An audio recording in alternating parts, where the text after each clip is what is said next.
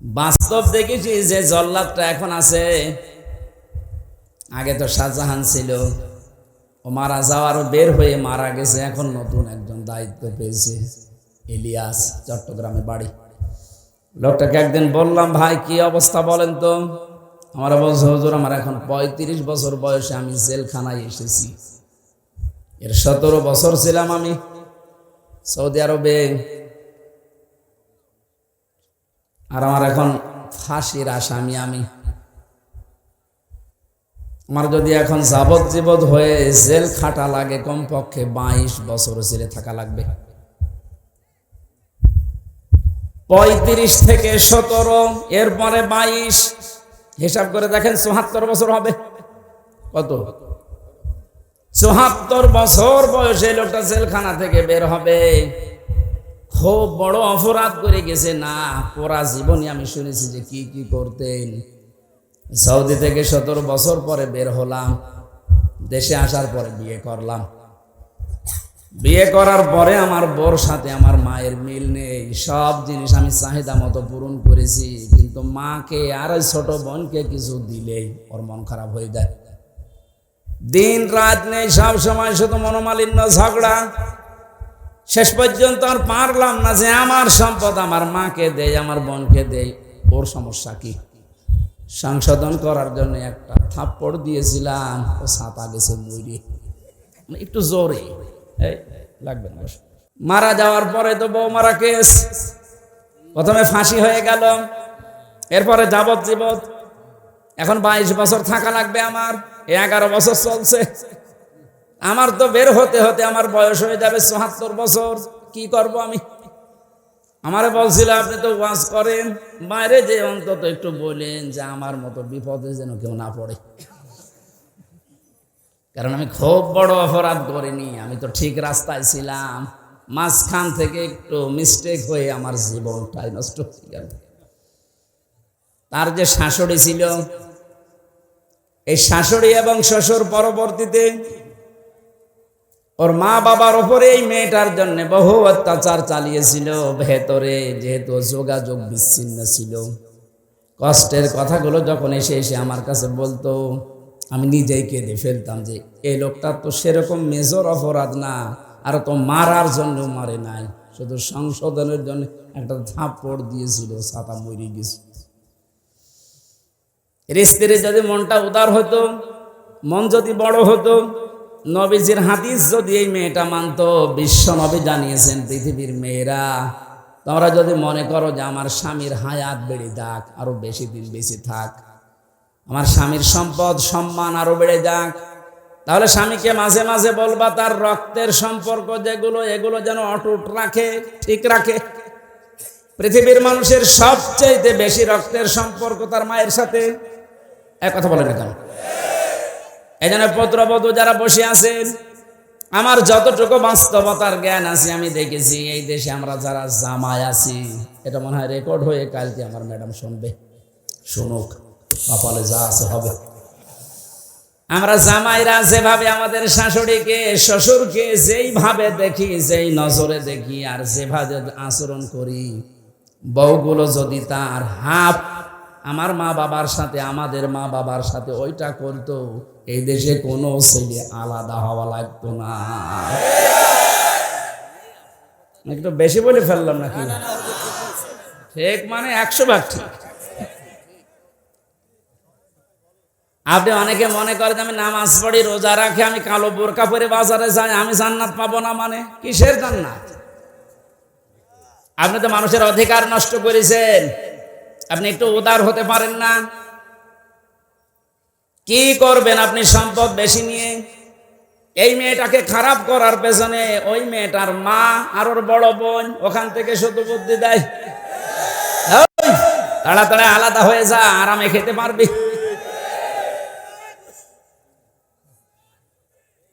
এখানে তাকবীর দেওয়ার দরকার,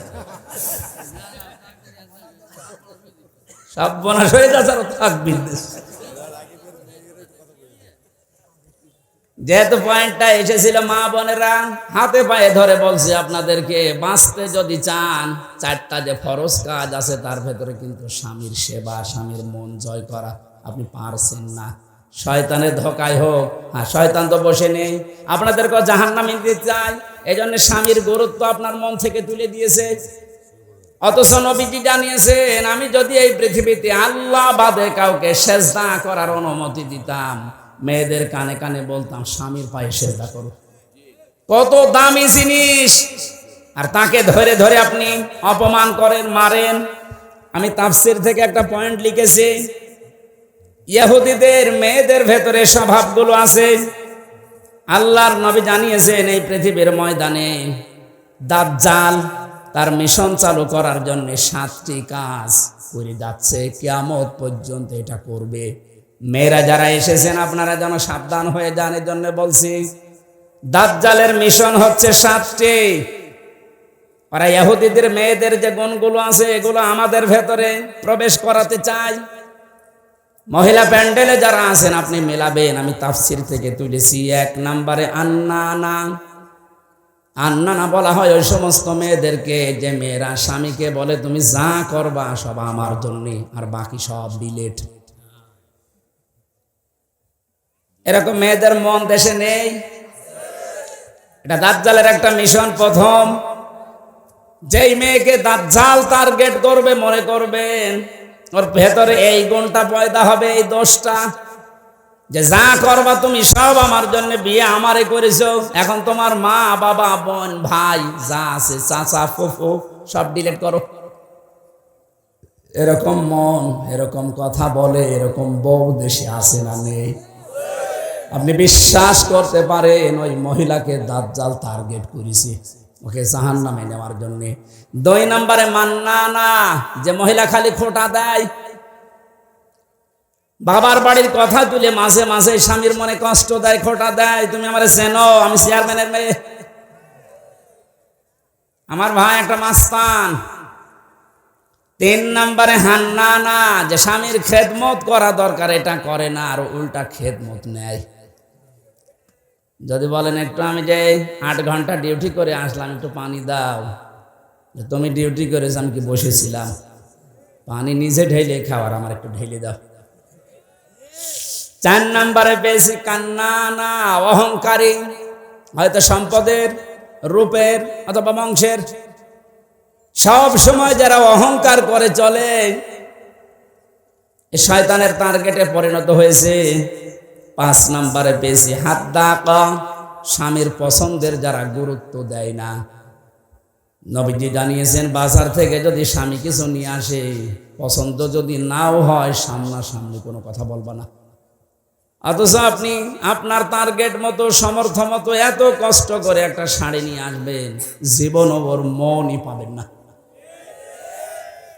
এরকম বউ আছে? কার হাত তোলেন তো। একজন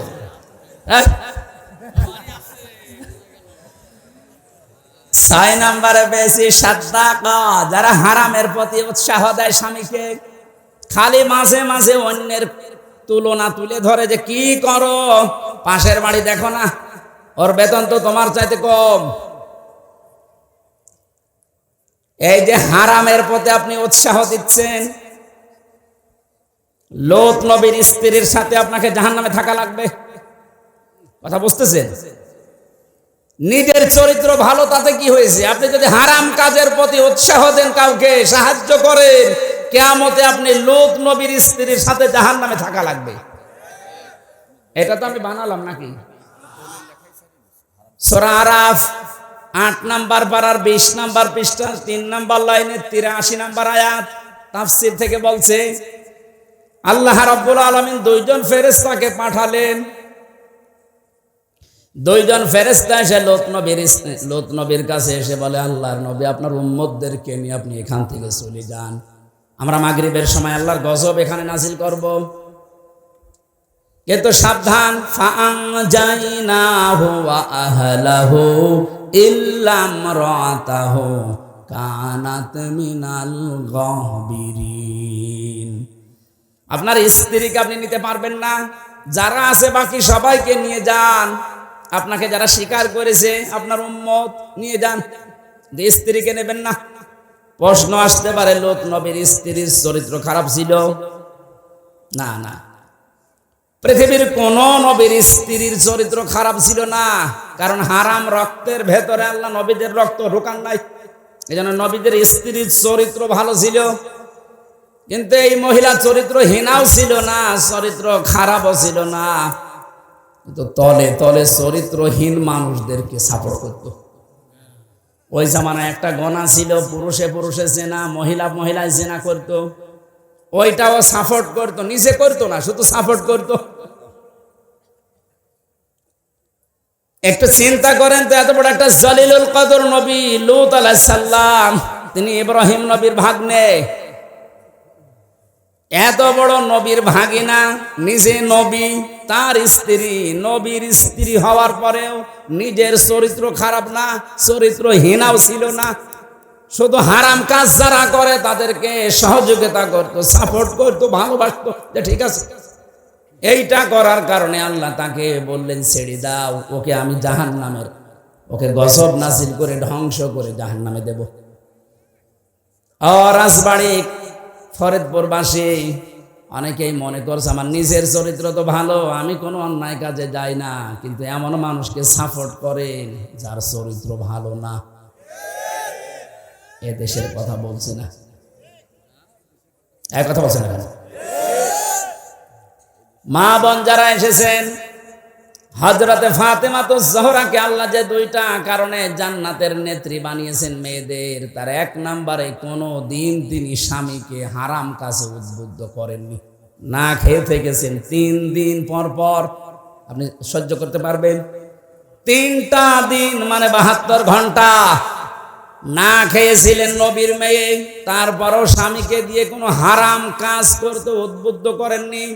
আর আপনার কোনো অভাব নেই, এর বড় স্বামীকে দিয়ে বাম হাতের ইনকাম করান। আজকে একটা এসপির স্ত্রী তার স্বামীর বিরুদ্ধে নিজে মামলা দিচ্ছে।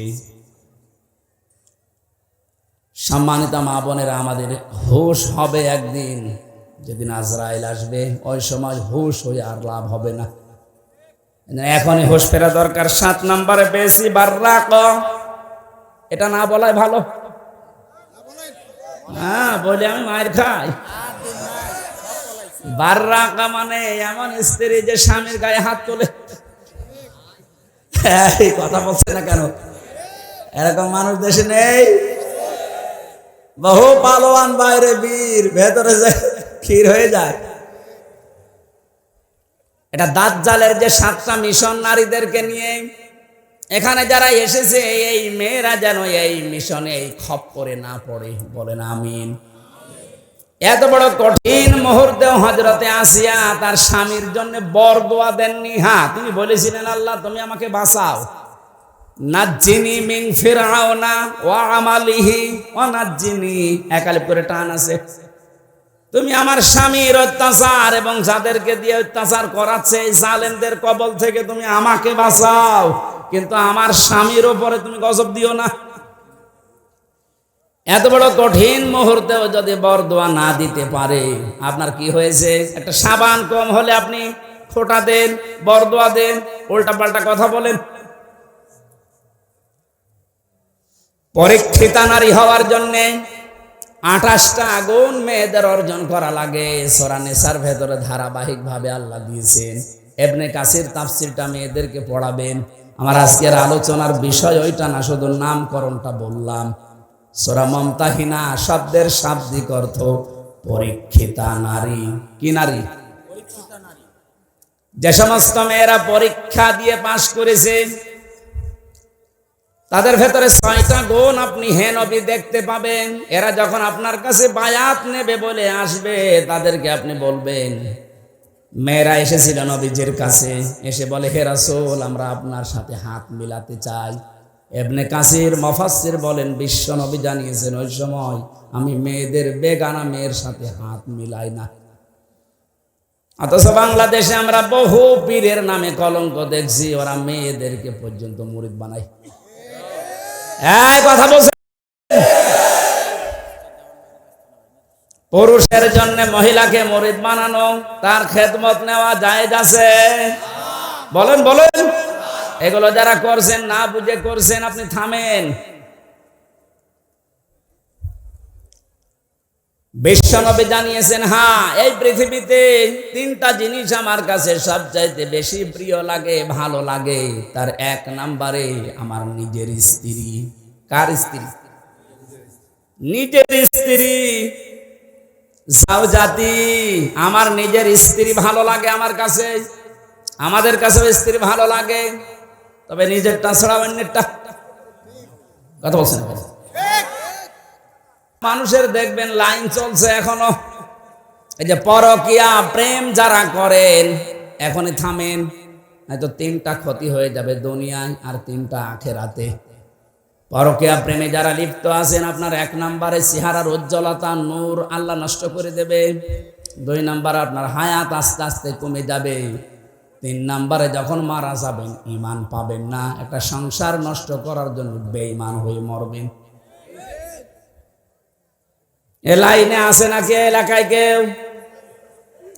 যদি থাকেন আপনি থেমে যাবেন আশা করছি। বিশ্বনবী বলেন, দুই নম্বরে আমার কাছে নামাজ ভালো লাগে, তিন নম্বরে আমার কাছে সুগন্ধি ভালো লাগে। এই তিনটা আমাদের কাছেও যেন ভালো লাগে, সেই ব্যবস্থা আল্লাহ করে দেন। বলেন আমিন। নবীজিকে আল্লাহ ঘোষণা দিলেন, ইয়া আইয়ুহান নাবিয়্যু, হে নবী, ইযা জাকাল মুমিনাতু, মুমিন নারীরা যখন আপনার কাছে আসবে, ইউবাইউনাকা, আমরা বায়াত নিতে চাই, পর্দার আড়াল থেকে আপনি তাদেরকে বায়াত দেবেন 6টা বিষয়ে। যদি এগুলো তারা মানতে পারে, আপনি নিজে তাদের জন্য আল্লাহর কাছে ক্ষমা চাবেন। যেহেতু আল্লাহ শিখিয়ে দিচ্ছেন, তার মানে 6টা কাজ করতে পারলে আল্লাহ নিজে আমাদেরকে মাফ করবে। এক নম্বরে দিয়েছেন, আলা আল্লাহ ইউশরিকুনা বিল্লাহি শাইআ। এখান থেকে একটা মাসলা বের হয়। এই বসেন তো, বসেন, লাগবেন, বসেন। এখান থেকে একটা মাসলা বের হয়। পৃথিবীতে যদি কেউ মুরিদ হতে চান, বায়াত নিতে চান কারো কাছে, এই 6টা বিষয়ে বায়াত নেওয়া লাগবে। বাংলাদেশে এখন 48,000-এর উপরে পীর আছে। কত? ভারতের এই কলকাতার, আসামে আরো বেশি।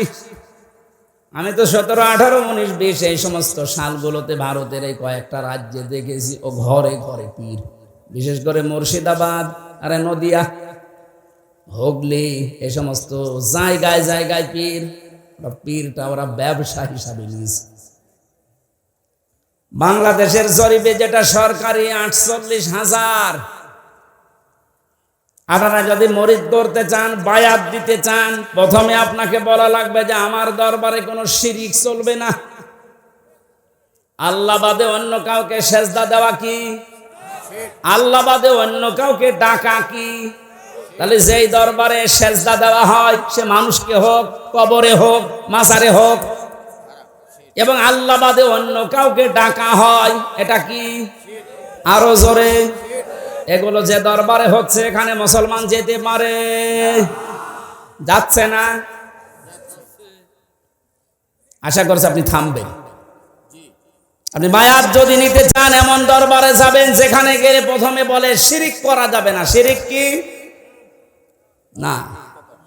পুরা কোরআন শরীফের ভেতরে আমি 4 প্রকার শিরিক পেয়েছি প্রধানত। শিরিক বিল জাত, শিরিক বিল সিফাত, শিরিক বিল ইখতিয়ারা, শিরিক বিল হুকুক। এ প্রত্যেকটা আবার 4 প্রকার করে আছে। 4 4 16 প্রকার। এটা আবার প্রতিটা 4 প্রকার করে আপনি 48 প্রকার পাবেন। এরপরে 72 প্রকার, এরপরে 120 প্রকার দেওয়া আছে।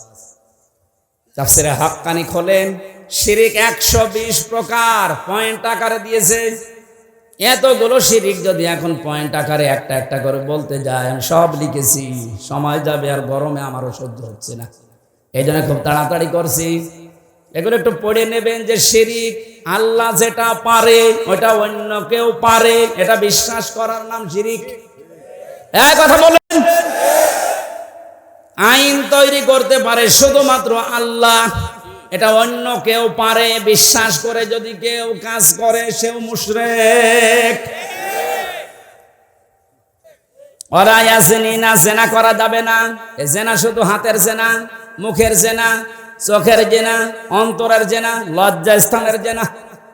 জেনাগুলো আজ বন্ধ করার জন্যে যে যেখানে আসি ওই জায়গা থেকে দায়িত্ব নেওয়া লাগবে, বিশেষ করে মেয়েদের আগে। কারণ জেনা এ শব্দ শুরুই আল্লাহ করেছেন মেয়েদের দিয়ে।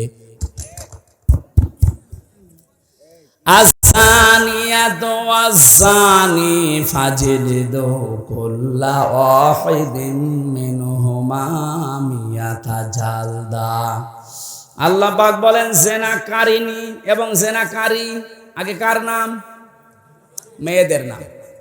এজন্য মা বোনেরা আপনারা নিজেদেরকে কন্ট্রোল করেন। এই মোবাইলটা, এই ফেসবুক এবং কম্পিউটার, এই সমস্ত জিনিস দিয়ে আজ মানুষ জেনার লাইনে এগিয়ে যাচ্ছে। আগে হ্যালো হ্যালো, এরপরে শেষ পর্যন্ত লজ্জা স্থান দিয়ে শেষ হয়। যে এলাকায়, যে দেশে, যে অঞ্চলে জেনা বেড়ে যায়, প্রকাশ্য হোক গোপনে হোক, ওখানে আল্লাহর 8টা গজব নাজিল হয়। কয়টা? এমন মহামারী রোগ আল্লাহ ছড়িয়ে দেয় যার চিকিৎসা পৃথিবীতে নেই। এজন্য আমরা সাবধান হব। আমাদের এই দেশটা জেনা যেগুলো চলছে, এগুলো কি করে বন্ধ করা যায়? নিজ উদ্যোগে, পারিবারিক ভাবে, সামাজিক ভাবে। আদ-দাজ্জুস লা ইয়াদখুলুল জান্নাহ। নবীজি জানিয়েছেন দাজ্জুস জান্নাতে যাবে না। দাজ্জুস বলা হয় ওই পুরুষকে যে তার মেয়েকে, যে তার বউকে, তার বোনকে, তার মাকে কন্ট্রোল করতে পারে না। ওগুলো আরো মানুষ দিয়ে দেখায়, শান্তি পায়। এই পৃথিবীতে একটা মাত্র প্রাণী আছে যে তার লজ্জা স্থান উল্টা করে মানুষকে দেখিয়ে আনন্দ পায়, তার নাম কুকুর। নাম কি? লজ্জাস্থান ঢেকে রাখার জন্য কিন্তু অনেক বড় লেজ আল্লাহ তাকে দিয়েছে, কিন্তু লেজ উল্টো করে দেখায়। কথা বলছে না কেন? আপনার শরীর ঢাকার জন্য এত বড় কাপড়ের ব্যবস্থা, 12 হাত, এরপরও আপনার পেট দেখা যায়, এরপরও আপনার পিঠ দেখা যায়। কুকুর যেমন নিজের লজ্জাস্থান থেকে আনন্দ পায়, আপনিও এক প্রকার কুকুর। এর চাইতে নিকৃষ্ট ভাষা আর বলতে পারলাম না।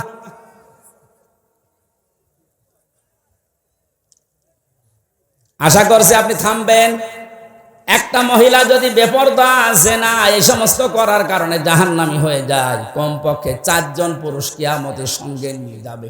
প্রথমে তার বাবাকে, এরপরে বড় ভাইকে, এরপরে স্বামীকে, এরপরে বড় ছেলেকে। আপনি বলেন তো, এক একজন মহিলা যেভাবে চলছে আজ, এভাবে যদি চলতে চলতে ওরা জাহান্নামে যায়, আমাদেরকে যারা 4 জনের নাম বললাম, হয়তো আমি কারো বাবা, নাই স্বামী, নাই বড় ভাই, নাই বড় ছেলে, জান্নাত পাওয়া সম্ভব হবে? এই জন্য কন্ট্রোল হবে। জেনার পরিবেশগুলো বন্ধ করা দরকার আস্তে আস্তে। আল্লাহ পাক বলেন ওয়ালা ইয়াকতুলনা ওয়ালাদাহুন্না, খাবারের ভয়ে সন্তানকে হত্যা করো না। এখানে কয়েকটা মাসলা বের হয়। আপনাদের মনে হয় কষ্ট হয়ে যাচ্ছে নাকি? আমার তো কষ্ট হচ্ছে। আপনার একটা ফ্যানের ব্যবস্থা যদি করতেন আগে থেকে, এই ঝামেলাটা হতো না। এখন ওইভাবে হয়, মানুষ একদিন দাঁড়িয়ে দাঁড়িয়ে বাতাস দিবে, ওর জীবন না, ওরা বাতাস দিয়াবেন। ফ্যান দিলে প্রথমে থেকে ভালো হতো। ওয়ালা ইয়াতিনা বিবহতানিন ইয়াফতারিনাহু বাইনা আইদিহিন্না, জেনে বসে কোনো মানুষ যেন একজনের ওপরে অপবাদ চাপিয়ে না দেন। এই সিদ্ধান্ত নিয়ে, এই বায়াত নিয়ে আমার কাছে আজকে থেকে যান। এই গণাটা বাংলাদেশ সহ বিশ্বে এখন বহু জায়গায় আরম্ভ হয়েছে। কিচ্ছু জানে না যে লোকটা, আন্দাজে তার উপর একটা অপবাদ, দোষ চাপিয়ে তার জীবনটা ধ্বংস করে দেওয়া হচ্ছে। কথা বলেন ঠিক কিনা?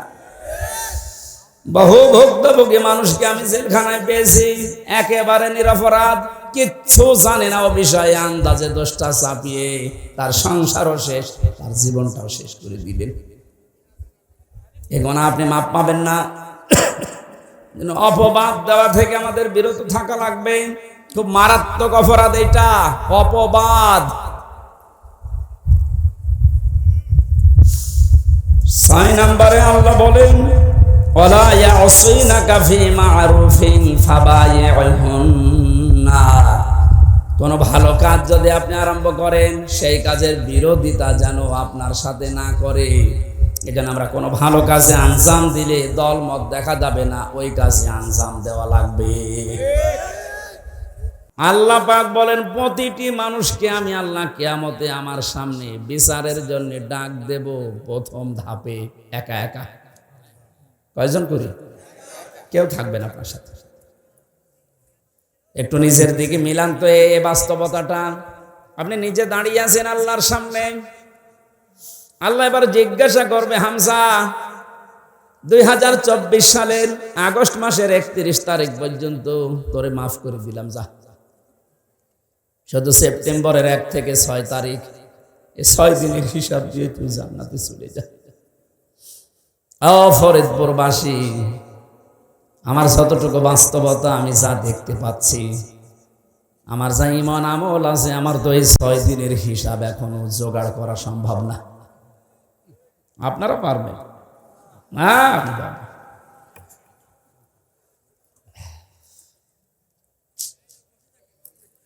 কথাটা শুনতে যত সহজ মনে হচ্ছে, বাস্তবতায় গেলে অত সহজ পাবেন না। আল্লাহর সামনে নিজেকে দাঁড় করান, যার জন্য আপনি অবৈধ পথে ইনকাম করছেন, অবৈধ পথে বেছে নিয়েছেন, কি হবে এদের দ্বারা? কোরআনে কারীম সতর্ক করছে, লান তানফাকুম আরহামুকুম ওয়ালা আওলাদুকুম ইয়াউমাল কিয়ামাহ ইয়াফসিলু বাইনাকুম ইন্নাল্লাহা আল্লাহু বিমা তা'মালুনা বাসীর। সূরা মুমতাহিনার 2 নম্বর আয়াতে আছে লান তানফাকুম, এটা 3 নম্বর আয়াত। মজারের আগে যদি লান আসে অর্থ হয় কখনো সম্ভব না। এখানে অনেক আলেম বসে আছে, এই যে লান তানফা নাফা ইয়ানফাউ, এটা মজারে, এর আগে লান দিয়েছেন। আল্লাহ নিজে গ্যারান্টি দিচ্ছেন কখনোই সম্ভব না, কখনোই উপকার করতে পারবে না। তোমাদের সম্পদ আদি, তোমাদের সন্তান আদি, কিয়ামতের ময়দানে কেউ তোমার উপকারে আসবে না। আল্লাহর এই কথাটা যদি আমরা 100% বিশ্বাস করতাম, এই দেশে হাজারো মানুষের অবৈধ ইনকাম বন্ধ হয়ে যেত।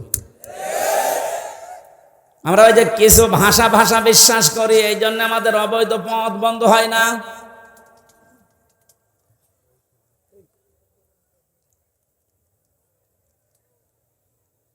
অন্য যে যা করে করুক গা, অন্তত আমি তো ঠিক থাকতে পারি।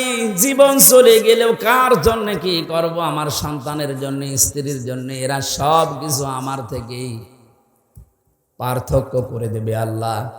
সেঙ্গায় ফৎকার দেওয়ার সঙ্গে সঙ্গে যত রকমের সম্পর্ক ছিল আপনার দুনিয়ায়, আল্লাহ বলেন ফালা আনসাবা বাইনাহুম। নসবের বহু বছর আনসাব, কোন সম্পর্ক আর বাকি থাকবে না, সব কাট করে দেবেন। যা নিজের স্ত্রীকে দেখার পরও বলবেন, কে তুমি? আমার তো দুনিয়ায় বিয়েই হয়নি, বউ পাবো কোথায়? ও দুনিয়ার মুসলমান ভাইরা, অন্য জাতির কথা আমি বাদ দিলাম। আমরা যেহেতু জান্নাত বিশ্বাস করি, কিয়ামতে জবাব দেওয়া লাগবে বিশ্বাস করি, আমরা ভুল করি কি করি? এদিন আমাদের সাবধান থাকা লাগবে, আমি যেন জবাবটা ঠিক করতে পারি। এখনই যদি আপনার চোখ বন্ধ হয়ে যায়, বাড়ি পর্যন্ত যেতে পারবেন না। এখান থেকে হয়তো তাড়াতাড়ি বাড়িতে নিয়ে রাতটা পার করতেও দেবে না। ধোয়ানোর পরে জানাজা দিয়ে বলবে যান কবরে দিয়ে দেন। রাতের বেলা থাকলে ওরে আবার পাহারা দেওয়া লাগবে, জিন আসতে পারে। কোথায় আছি আমরা? আপনি একটু নিজের দিকে সত্যি করে ভাবেন তো। দাঁড়িয়ে আছেন আপনি, সত্যি করে বলেন, নিজে নিজে ভাবেন, আপনি সত্যি কি পারবেন এই 50, 60, 70 বছরের হিসাব দিতে? আমার তো 6 দিনেই ভয় লাগছে, আপনি 60 বছর পারবেন কি করে? 1 গ্লাস পানিরও হিসাব যদি আল্লাহ নেওয়া আরম্ভ করে, বিশ্ব নবী বলেছেন কেউ জান্নাত পাবে না। আল্লাহ যদি দয়া করে বলে যা মাফ করে দিলাম, তাহলে আপনি মাফ পাবেন। ওনার তো মাফ পাওয়ার জন্য কয়েকটা গুণ দুনিয়ায় আপনার ওর ভেতরে থাকা লাগবে। ওই কথাগুলো আজকের তেলাওয়াত কি তো আয়াতে আছে। আল্লাহ আমার জন্য গফুর হবেন, ক্ষমাশীল হবেন, দয়াশীল হবেন, মেহেরবান হবেন কখন? নবীজিকে দিয়ে আল্লাহ বলিয়েছেন। ওই কথাগুলো আজকে তাফসীর আকারে আমরা যেন শুনি, মেনে চলতে পারি, বলেন আমিন। বিচারের দ্বিতীয় সিস্টেমে এবার আল্লাহর একা ডাকবেন না, দ্বিতীয় ধাপে এবার ডাকবেন আপনাকে আপনার নেতার সাথে। এই যে নামাজের কথা শুনলে যারা আনন্দ পান, রাজনীতির কথা শুনলে যাদের মন খারাপ হয়, এবার এই আয়াতটা আপনি দেখেন তো, ইয়াউমা নাদউ কুল্লা উনাসিম বিইমামিহিম। সূরা বনী ইসরাঈলের ৭২ নম্বর আয়াতের প্রথম অংশে আছে, আল্লাহ পাক বলেন কিয়ামতে প্রতিটি মানুষকে বিচারের দ্বিতীয় ধাপে এবার আর একা ডাক দেব না, প্রত্যেকটি মানুষকে ডাকবো তার নেতার সাথে। কার সাথে? এই জবাব দেন। আগে নেতা, ইমাম, এরপরে কর্মী। আপনি ভাবেন তো, যার আদর্শ মেনে আপনি রাজনীতি করেন, যাকে আপনি ভোট দেন, যার পেছনে স্লোগান দেন, যার কাছ থেকে টাকা পয়সা খান, এই লোকটা কিয়ামতে আপনার সামনে থাকবে, আপনি পেছনে। ওর যে সিহারা, ওর যে সোরাত সিরাত, আপনি নিজেও জানেন যে ওর চরিত্র কি। আপনার চাইতে আল্লাহ ভালো জানে না? বলেন বলেন। তাহলে এই লোকটা যদি সামনে থাকে আপনার, আপনি পেছনে, ওরে দেখেই তো আল্লাহর রাগ হয়ে যাবে, আপনার পর্যন্ত যাবে। এইরকম লোকের পেছনে থেকে যদি আল্লাহ আপনাকে দেখে, কি হবে বলেন? আমার মনে হয় আপনি ধরা খাবেন। অবশ্য ঠিক, তার মানে তো ধরা খেয়ে বসে আছে।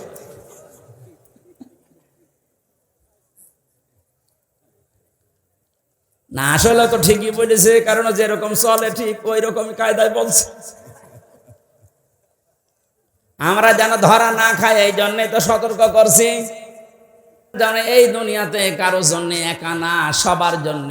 কোরআনের আলেম আমরা যারা, আল্লাহর কসম আমরাও সবার জন্য। আপনাকে আমি বাঁচাতে চাচ্ছি। শুধু নামাজ দিয়ে রোজা দিয়ে যদি জান্নাতে যাওয়া যেত, আব্দুল্লাহ বিন উবাই আপনার আগে জান্নাতে যেত। এই লোকটার পুরা জীবন আমি পড়ে দেখেছি, কোন অপরাধ আমি ওর জীবনে সেরকম মেজর পাইনি। তবে একটা বিষয়ও মানত না, ওর নামাজ ছিল নবীজির পেছনে, মসজিদে নববীতে, কাবা শরীফে। আপনি নামাজ পড়েন ম্যাক্সামি মসজিদে, একে এসেনে, আর নামাজ পড়তো মসজিদে নববীতে, কাবা শরীফে। 1 রাকাত নামাজে 1 লক্ষ রাকাত নামাজে সওয়াব হয়। ও রোজা রেখেছে, রাসূলুল্লাহর সাথে ইফতারি করেছে, নবীর সাথে, তাহাজ্জুদের নামাজ পড়তো। ওর যত কিছু আমি বেশি একটা একটা করে মিলিয়ে দেখলাম, সবই ঠিক আছে। শুধু রাজনৈতিক জীবনে ওর আদর্শ ছিল আবু জেহেল। এরকম মানুষ দুনিয়ায় নেই। আশা করছে আপনার বিবেক কাজে লাগবে। এজন্য কোরআনে কারিমের নামাজের কথা বললে আপনি ভালোভাবে মেনে নিয়েছেন, রোজার কথা বললে মেনে নিয়েছেন। অন্যায় যেখানে, প্রতিবাদ সেখানে, এটার আরবি নাম জিহাদ। জিহাদের কথা বললে আপনি জঙ্গি মনে করেন, জিহাদের কথা বললে রাজনীতি মনে করেন। তাহলে আয়াতটার সাথে তো আপনার বাস্তবতা মিলছে, যে কিছু মানেন আর কিছু মানেন না। এই আচরণ যদি কোরআনের সাথে কেউ করে, আল্লাহ বলেন কি হবে জানো? ফামা জাযাউ মা ইয়াফআলু যালিকা মিনকুম ইল্লা খিজিয়ুন ফিল হায়াতিদ দুনিয়া। এই লোকটার জীবন আমি লাঞ্ছনা, গঞ্জনা, অপমান, অপদস্থ এগুলো দিয়ে ভরে দেব দুনিয়ার জীবনটা, আর মরণের পরে নিয়ে যাব আসাদ্দিল আযাব, যন্ত্রণাদায়ক এবং কঠিন ভয়ঙ্কর আযাবের দিকে নিয়ে যাব। এটা কোনো কাফেরের বিপক্ষে আল্লাহ বলেছেন, আমি পাইনি। কোরআনে কাফেরের বিরুদ্ধে কথা আছে, এটা অন্য কথা। মুনাফিকের বিরুদ্ধে কথা আছে, অন্য কথা। কিন্তু মুসলমান কিছু মানে কিছু মানে না। এদের যে কি শাস্তি দুনিয়ার আখেরাতে আপনি তো দেখলেন। দুনিয়ায় আমরা কিছু মানুষকে দেখতে পাচ্ছি যে অপমানকর শাস্তি আল্লাহ ব্যবস্থা করে দিচ্ছে। আর আসাদ্দিল আযাব যেহেতু দিয়েছেন ইসমে তাফসিল, এটা সুপারলেটিভ ডিগ্রি, এর উপর আর কোনো শব্দ আরবিতে নেই। আল্লাহ বলেন এমন যন্ত্রণাদায়ক ভয়ঙ্কর কঠিন আযাবের দিকে মরণের পরে নিয়ে যাব, ওটা আমি আল্লাহ ছাড়া আর কেউ জানে না। এজন্য জালেম যারা, আপনাদের দুনিয়া শেষ হয়ে গেছে, আখিরাত আপনি শেষ করে ফেলেছেন। আপনাদের জন্য বড় আফসোস লাগে আমাদের। আমরাও যদি কোনো জুলুম করি আমরা নিজের আজকে থেকে থেমে যাব, কারণ জালেম মাজলুম এই দুইটা শব্দ ভয়ঙ্কর। ইত্তাকি দাওয়াতাল মাজলুম ফাইন্নাহা লাইসা বাইনাহু ওয়া বাইনাল্লাহি হিজাব।